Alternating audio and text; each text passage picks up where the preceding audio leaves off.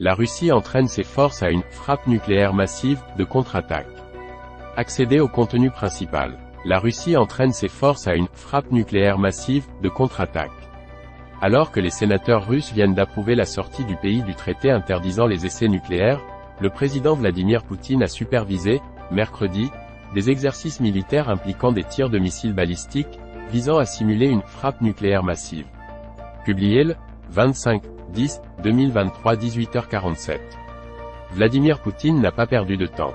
Alors que la Chambre haute du Parlement vient d'approuver la sortie du pays du traité interdisant les essais nucléaires, le président russe a supervisé, mercredi 25 octobre, des exercices militaires, impliquant des tirs de missiles balistiques, visant à simuler une « frappe nucléaire massive ».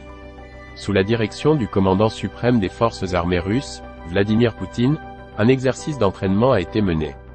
Des tirs d'entraînement de missiles balistiques et de croisière ont eu lieu, a indiqué le Kremlin dans un communiqué. Missiles balistiques et avions à long rayon d'action. Le ministre de la Défense, Sergueï Shoïgu, a complété, cité par l'agence de presse Interfax, à l'attention de Vladimir Poutine, une session d'entraînement est organisée sous votre direction, au cours de laquelle seront mises en pratique les tâches de lancement d'une frappe nucléaire massive par les forces offensives stratégiques en réponse à une frappe nucléaire ennemie. Lors de ces exercices, un missile balistique intercontinental Yar a été tiré depuis le cosmodrome de Plesetsk, dans le nord de la Russie, et un autre missile balistique Sineva depuis un sous-marin en mer de Baran, a précisé le Kremlin. Des avions à long rayon d'action Tu-95MS sont également procédés à des tirs de missiles de croisière, selon la même source. La télévision publique russe a diffusé un court extrait montrant Vladimir Poutine écouter le rapport de Sergueï Shoïgu et celui du chef d'état-major Valery Gerasimov après ces manœuvres.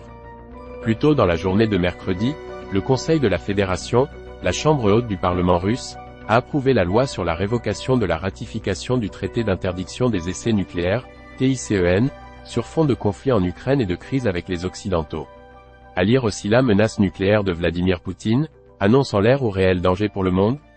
La Chambre haute a adopté la loi à l'unanimité par 156 voix, ouvrant ainsi la voie à sa signature par Vladimir Poutine. Cette loi vise à rétablir la parité dans le domaine du contrôle des armes nucléaires, a souligné un communiqué publié sur le site du Conseil de la Fédération peu avant le vote.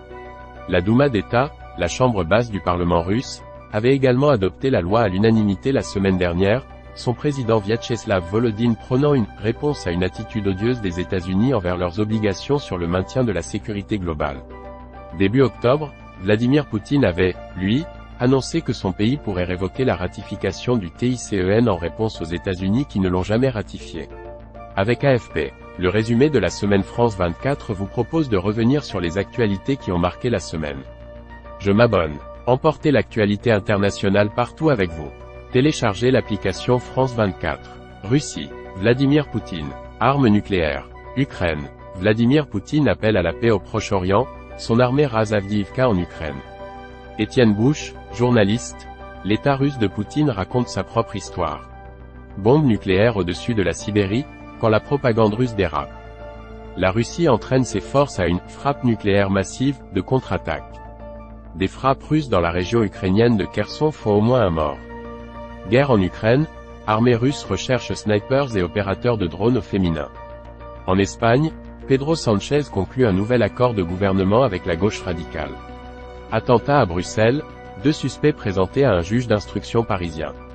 La guerre Israël-Hamas résonne dans la lointaine région autonome juive de Russie. Espagne, près de 1500 migrants africains arrivés aux îles Canaries au cours du week-end. Guerre en Ukraine, frappe russe meurtrière sur un dépôt postal de la région de Kharkiv. L'Ukraine assure avoir repoussé un assaut russe sur Avdiivka et infligé de lourdes pertes à Moscou. Attentat à Bruxelles, le ministre belge de la Justice démissionne, un homme interpellé à Nantes. Quand l'Ukraine tente à nouveau sa chance de l'autre côté du Dniepr. Une journaliste russo-américaine de Radio Free Europe arrêtée et inculpée en Russie. La Russie fustige l'envoi de missiles américains longue portée à l'Ukraine. Le contenu auquel vous tentez d'accéder n'existe pas ou n'est plus disponible.